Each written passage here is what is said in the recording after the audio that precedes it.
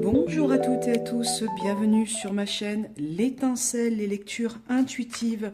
Je vous retrouve aujourd'hui pour une guidance de la semaine du 1er au 7 décembre. Nous voilà partis, on rentre dans les mois d'hiver, le mois de décembre. Cette clôture de 2025 arrive à grands pas.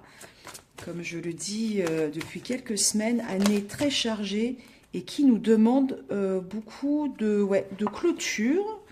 Et vous voyez, la première carte qui sort pour cette semaine, c'est le stress. On voit qu'on va vouloir typiquement organiser, faire beaucoup de choses en même temps, se projeter, se stresser pour pas mal de trucs. Est-ce que c'est pour le préparatif des fêtes de fin d'année? Est-ce que c'est parce que vous devez clôturer des dossiers, que ce soit pour le boulot, le perso, le pro?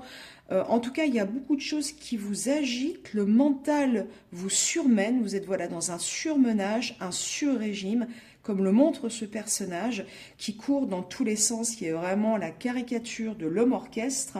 Voilà, et le petit singe malicieux du mental s'apprête quand même avec une aiguille à piquer tout ça pour dégonfler la bulle spéculative des projections, des angoisses, de tout ce qu'on transfère. Voilà quels sont les enjeux. Vous posez-vous bien la question cette semaine de vous dire, est-ce que tout ce stress en vaut la peine? On va aller voir avec le tarot des chats mystiques ce que le tarot peut nous dire sur cette semaine du 1er au 7 décembre. Je ne sais pas si vous avez commencé les décorations de Noël, mais c'est vrai qu'on se sent grave dans l'ambiance. Et alors ça me fait rire parce que je trouve que plus les années passent et plus en fait les décorations, les sapins, enfin tout ça, ça se fait tôt quoi. Donc moi je sais que je vais préparer mon sapin de Noël le 1er décembre et puis c'est tout. Voilà. Donc que nous réserve cette semaine du 1er au 7 décembre? C'est ce que nous allons voir. Alors, l'as de mer. Dans le tarot traditionnel, ça correspond à l'as de coupe. Je note, alors moi je suis pas forcément, je pratique pas forcément énormément ça, que la carte est arrivée, a voulu arriver à l'envers. Je crois que vraiment l'as de coupe, donc là ici l'as de mer, ça vient nous dire qu'on est dans un état de renouveau affectif, de possibilité d'union, de réunion.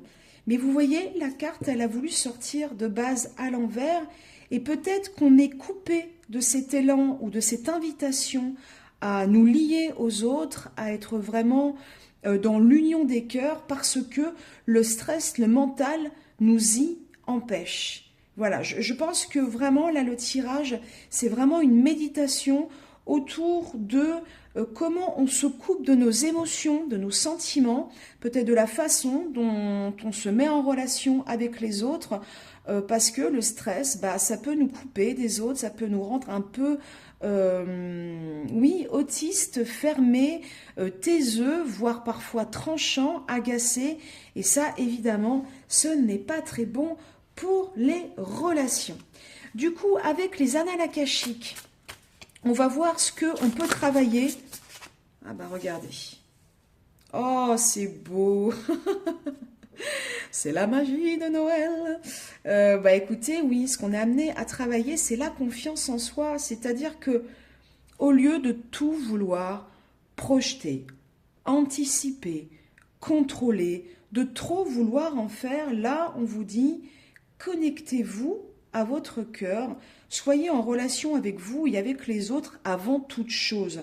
Délaissez le mental qui vous joue des tours et pour justement, j'ai envie de dire, contrer ce mental trop omniprésent, qui nous prend la tête, on vous invite avec cette sublime carte des annales akashiques à cultiver la confiance en vous. Vous voyez, ce personnage tient dans une posture de danseuse sur la pointe d'un pied et on sent qu'elle est libre, les bras comme ça déployés. D'ailleurs, elle offre son cœur, en fait. Elle est complètement, justement, dans la fameuse posture d'ouverture de l'as de mer qui, bien positionné, bien inspecté, vient conforter ce message de confiance. Ayez confiance en vous, aimez-vous, faites-vous confiance, vous allez y arriver cette semaine. Voilà, quelle que soit votre mission. De manière un peu plus prédictive, on va voir avec l'oracle des miroirs à quoi s'attendre cette semaine, que nous réserve, quelles sont les énergies de la semaine du 1er au 7 décembre. Mais regardez, je vous l'ai dit qu'il y avait de l'amour dans l'air, du love, du cœur. Je vais faire ça, car YouTube est très à cran sur tout ce qui concerne la nudité. Je vais même faire ça, à vrai dire, parce que, voilà, j'aimerais pas me faire griller. J'en ai parlé dans une précédente vidéo. C'est un vrai problème pour les cartomanciens, cartomanciennes. On est vraiment très censuré sur ce média. Donc, là, on vous invite à l'amour, on vous invite au lien, on vous invite au rapprochement, on vous invite à la confiance, abandonner la tête. Voilà, il faut sortir de sa tête. On va s'en tirer une petite dernière. Donc ça, c'est le petit nouveau, c'est le petit oracle des anges, voilà, qu'on retrouve souvent, qui est un petit oracle que j'aime beaucoup. Les messages sont souvent très doux. Et donc, nous avons l'archange Michael. Le chemin est désormais sans embûche. J'ai retiré tous les obstacles. Tu peux évoluer maintenant, facilement et en confiance. Tu vas réaliser ce que ton cœur désire. Eh bien, je vais vous dire quand même, cet oracle vient confirmer l'appel du cœur. Il vous rappelle au cœur et à l'amour. Il vous dit aussi confiance, car désormais le chemin est sans embûche. Donc, no stress, voilà, on se détend. Rentrez dans la magie de Noël, les amis, même si vous n'êtes pas très fête de fin d'année, Noël, etc., ce que je peux parfaitement comprendre, croyez-moi. En tout cas, ça vient vous dire, keep cool, ça va bien le faire cette semaine du 1er au 7. Voilà, je vous laisse avec ces énergies. Vous pouvez me retrouver sur ma chaîne pour des guidances plus longues sur des thématiques intemporelles avec des tirages à choix. À bientôt!